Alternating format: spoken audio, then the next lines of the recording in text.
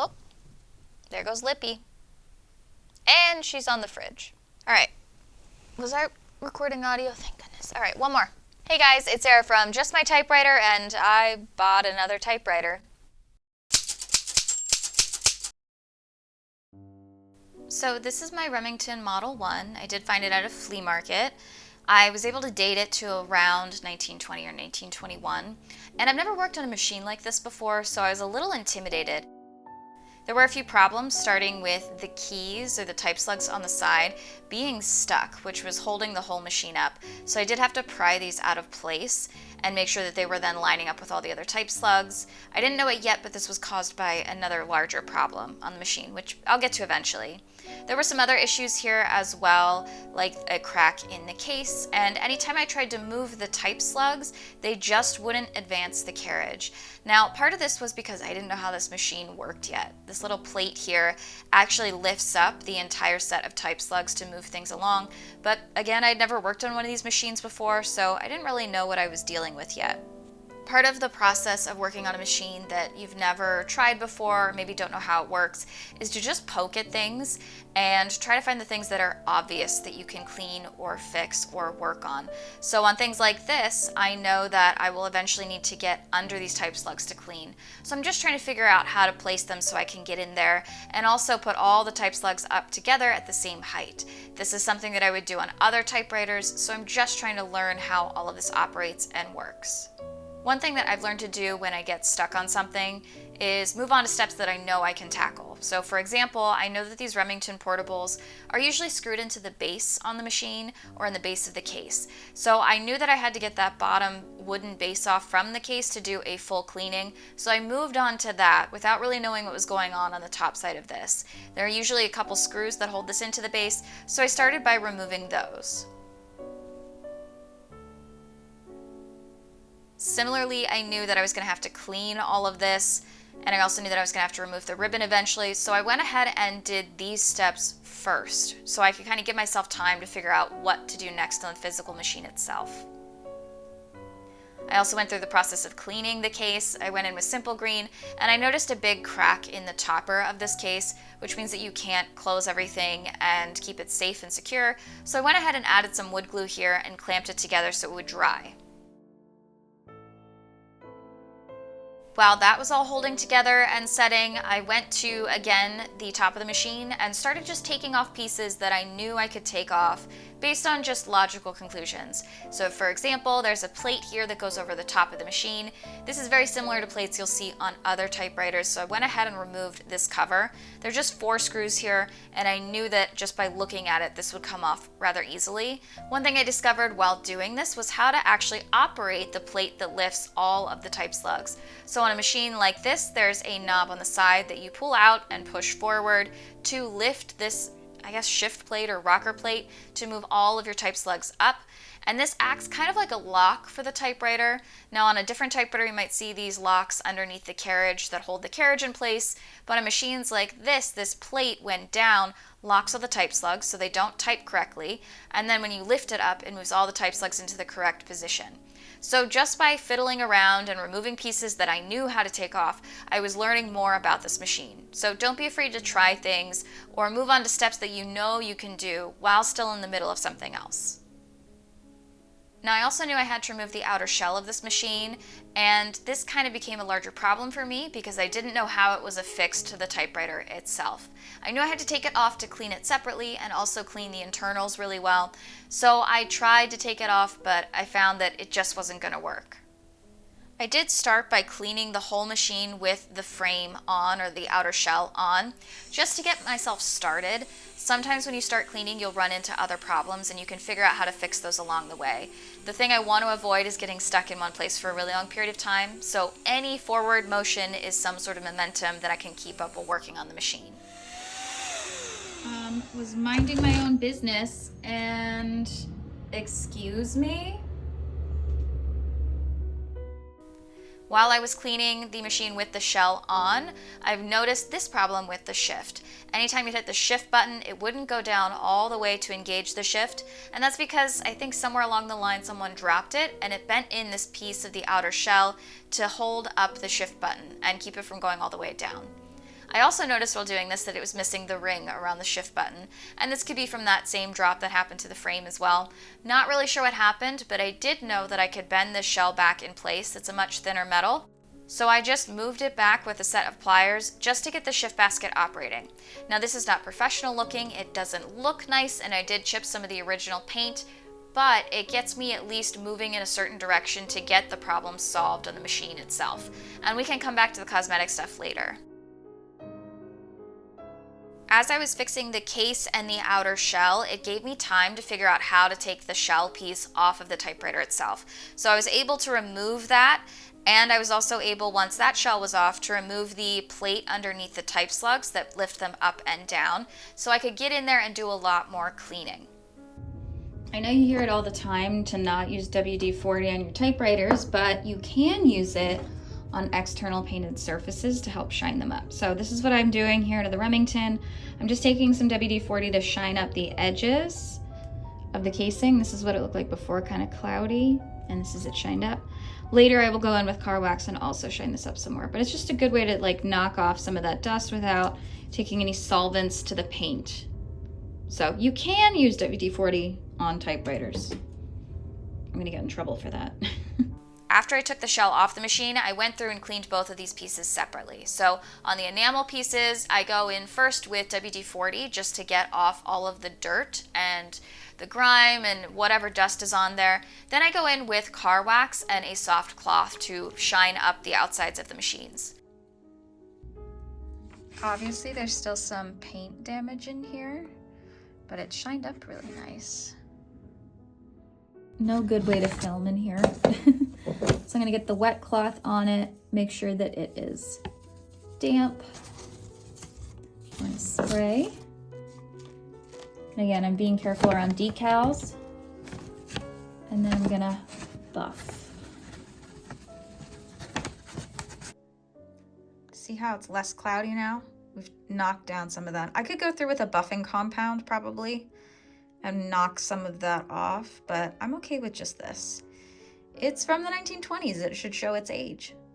On the inside of the machine, I went in with mineral spirits and compressed air. This is my favorite way to clean a typewriter. I do this in my bathtub, away from pets. It's a really easy way to get all that dirt and grime and what smelled like some sort of oil inside the machine. All of this is helping me again determine those problems and figure out where the symptoms are coming from in the machine when it's not working. Broke a spring here, or it was missing or broken in some capacity. So I need to replace this. It's attached to that end and I'm not quite sure where it goes. I think here, there's a little hole here. So I'll go to my parts machines and see if I can find a little spring to replace here. But that's why we're always checking stuff as we're doing the air compressing state. You never know what you might find is missing. All right, took us a bunch of tries, but I got a spring in there and it looks like that's adjusting the shift because I have one on the other side in the exact same place. So hopefully that works. Something else that I do that I find makes a difference is I go through and polish these rails where my margins would go. I've only done one little pass on this side and I haven't on this side. You can see how this is a little bit shinier. So I'll go through and do a whole pass, rubbing down and buffing down any of this metal so that those margins have a nice clean pathway, and it really does make a difference when typing. I did my normal mineral spirit clean of these, but some of them still have some buildup. So I'm gonna go through with a pick and just pick out some of these insides to have a nice clear typeface. So now I'm going through and cleaning all the key tops. You can see this top row I did, and then these ones need cleaned. Some of these are just going to be discolored, and I need to find a key top for this one. And here they are all done. You can see they're shinier. Still have some issues around the rings, but I could always go back and clean that up later. But I want to wait until I get that shift key recapped. Now, one of the problems I ran into while cleaning is that I broke off one of the fins of this plate that lifts the type slugs. And it didn't seem like it was going to be that big of a deal, but this turned out to be the hardest part of the repair on this machine.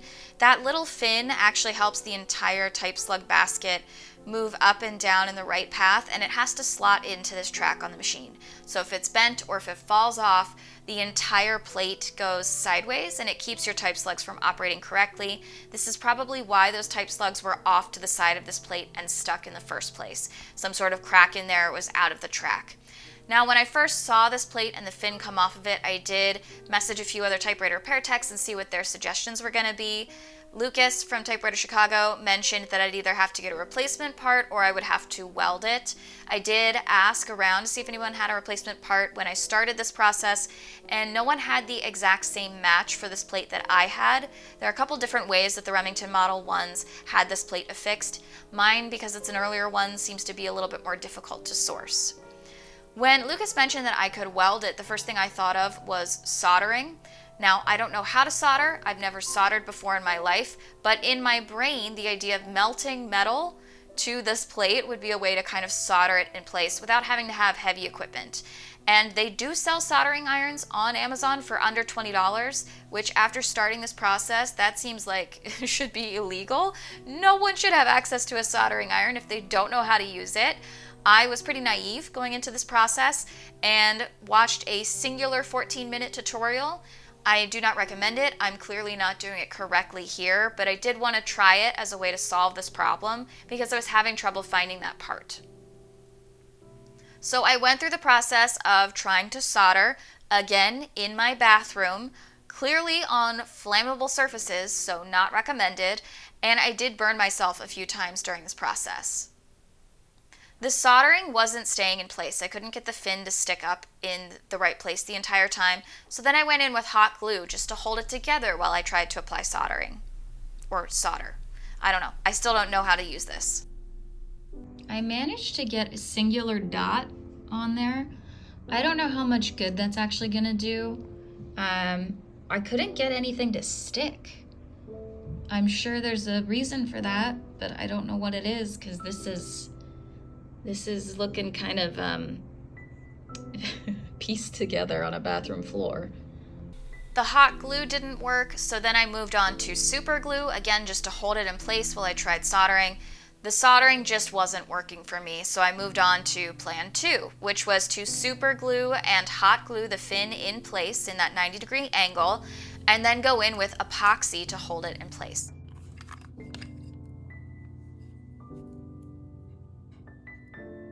Uh-huh. Right. It's a floating cat. Now, the first round of epoxy led to it being correct, and then when I went to put it in the machine, the whole thing snapped. So I knew I needed some sort of brace for the piece as it was getting affixed. So I went in with a paper clip, I hot glued that in place and then epoxied it, removed the hot glue and then epoxied the other side of it so that the paper clip was holding that 90-degree angle for this fin. Now, once I epoxied everything together, it would go into the track up to a certain point, and then this is where I started to run into trouble, and maybe this is the reason epoxy doesn't work super well for this repair. It needs to slide so precisely in this little track, and by adding epoxy on both sides, I had thickened the piece so it would no longer slide up and down this track appropriately. I tried to go in and sand off the epoxy, and I even went in with a nail file and tried to remove it. It just wasn't sliding up and down in the track, and it was causing the entire basket to get stuck, and then when it would get stuck, it would split again because the hold is just not gonna hold up because it's two metal pieces held together with basically plastic. So the epoxy was not a solution. I decided to table that for a little while and move on to something else that I could control, like putting in a new ribbon. So I took those spools that I had cleaned off previously and put on a new ribbon.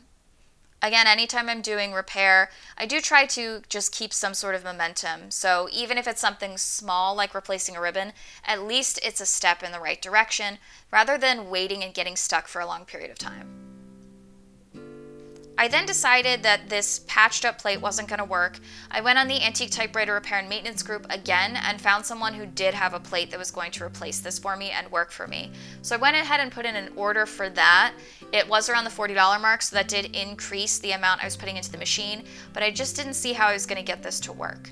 While I was waiting on that to happen, I went ahead and took out the platen and the paper tray and anything else I could to clean up the rest of the machine. I knew that the more cleaning I could do now, the less trouble I'd have later down the line. I then got my parts, and some of the things that I ordered were a new plate, which I was able to install and get working in the tracks. I also ordered a new little rim for my shift button. This was something that I thought would just aesthetically make it look better, and if I was already getting it off a parts machine, I might as well have all the pieces. So I went ahead and added in the new rim. These are not glass tops, so I didn't have to worry about putting in a new piece of glass. I just replaced the entire key insert because it's kind of like plasticized on top, and the new key ring. And I did this with a set of pliers because I don't have the right tools. I put the plate in and I started having some trouble with it. So I put these videos up on the maintenance group to see if there were any other suggestions. Maybe I had something else wrong, or maybe there was some other adjustment wrong in the machine. So I went ahead and put in a request. And as I was waiting on info back from that, I went ahead and reinstalled the platen and the paper tray and all the other pieces on the carriage. While I was reinstalling these pieces, I also went ahead and shined up some of the metal portions. I have these little sunshine cloths, which I got for bag rehabbing, my other hobby, but they work really well in these environments where I don't necessarily want to put some sort of polishing compound in these highly motionable pieces. So using a little polishing cloth actually knocks off quite a bit of the dirt and shines up all of these pieces. Again, this is kind of an unnecessary step, but as I get better at repair, I'm finding these new tricks to go in and just make a machine look a little bit more presentable along the way. The next step for me was to add back in the external shell. I did look at the one that I was sent, and I just wasn't sure if it was going to fit on there correctly because there is a bend in the side. So I went with the original shell that I had on there. So I added that back in, and as I was doing that, I also oiled the tracks for this plate that lifts all the type slugs up. I thought maybe if some dust had gotten in there while I was kind of messing around with the repaired one, that could cause it not to operate correctly. Sometimes when you're doing repair, you're not exactly sure what you do that makes it work.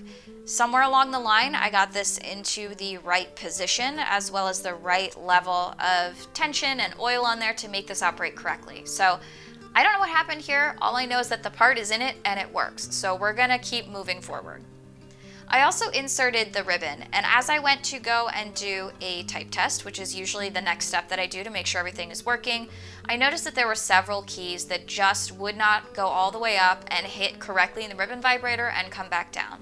So I started the process of key forming, or slug forming. I don't remember the technical term for this.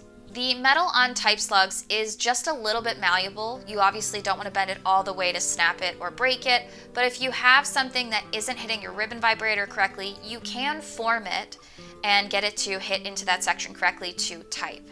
Now, I knew a lot of my type slugs were already misformed or malformed because they were falling off the plate originally. So somewhere along the line, this machine was dropped, some things were put in the wrong place, it was put away, bent up, and then unearthed at a flea market by me years later. So I knew I had to go in and do some of the work on these. As some of the letters like C would come up, the entire angle of the slug at the top was wrong. So I went in and just slowly formed them. Some of these keys you can just kind of wiggle back and forth and they will get into the right position. Other ones took a lot more effort and work. I would take in a set of pliers and just slightly bend them back and forth until I could get them into the right position, testing as I went, and I'd keep going through and testing all of the keys around them as well to make sure everything types correctly. This is a more detail-oriented process and really frustrating. It takes time, but it is a step that makes the machine operate more correctly. And it's not something you have to do on every machine. It's something that I've learned as a hack along the way. So I did go ahead and do that process on this. Then I put the machine back on the case bottom and I went to close it and I realized the clasp on the case wasn't operating correctly. So I sprayed in some WD-40 in there and did a little bit of cleaning inside the locking mechanism and was able to get the case to close onto the base.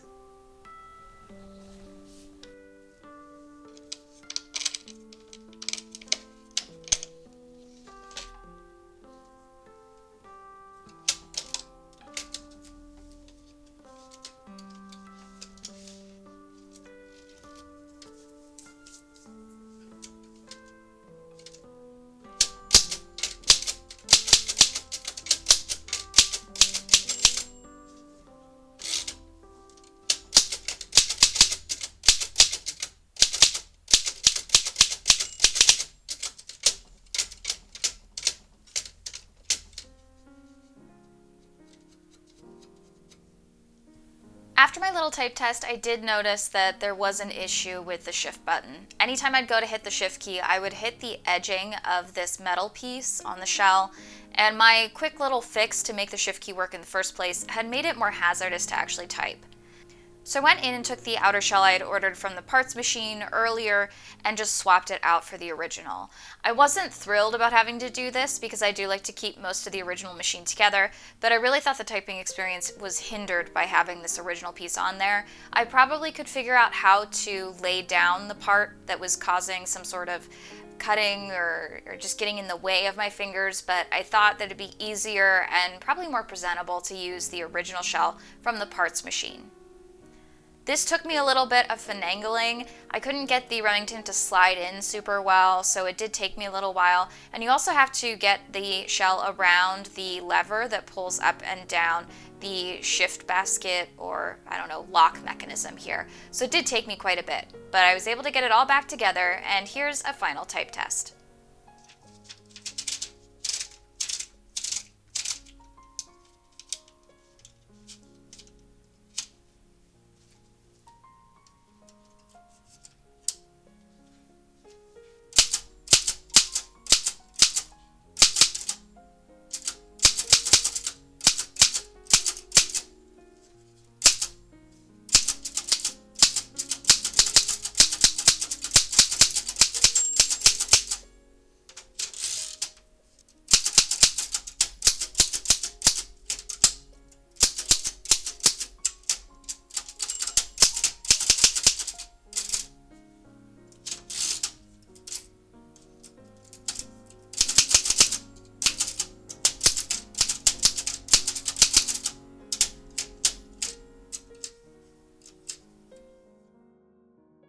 It's always so interesting to me the differences between machines built in the 1920s versus something like a 50s machine or 60s or...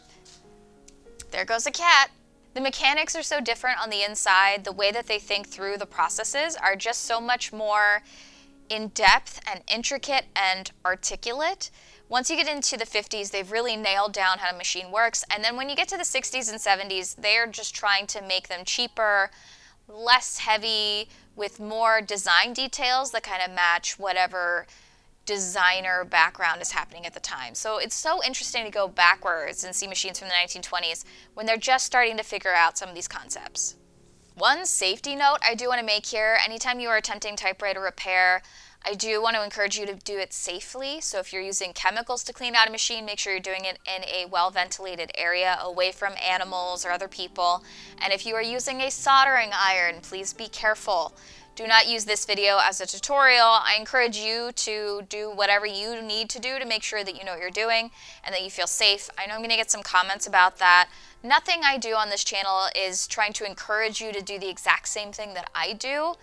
Mostly I just wanted to try this, and clearly I was not prepared to tackle soldering in a professional way. So I don't encourage you to follow this as some sort of tutorial, and if you do want to attempt soldering on your own, I encourage you to ask some professionals or watch some tutorials by professionals, not this. And do it safely and don't burn yourself. With that in mind, let's go to subscriber show and tell.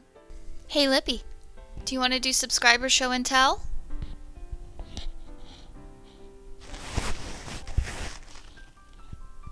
Is that a yes?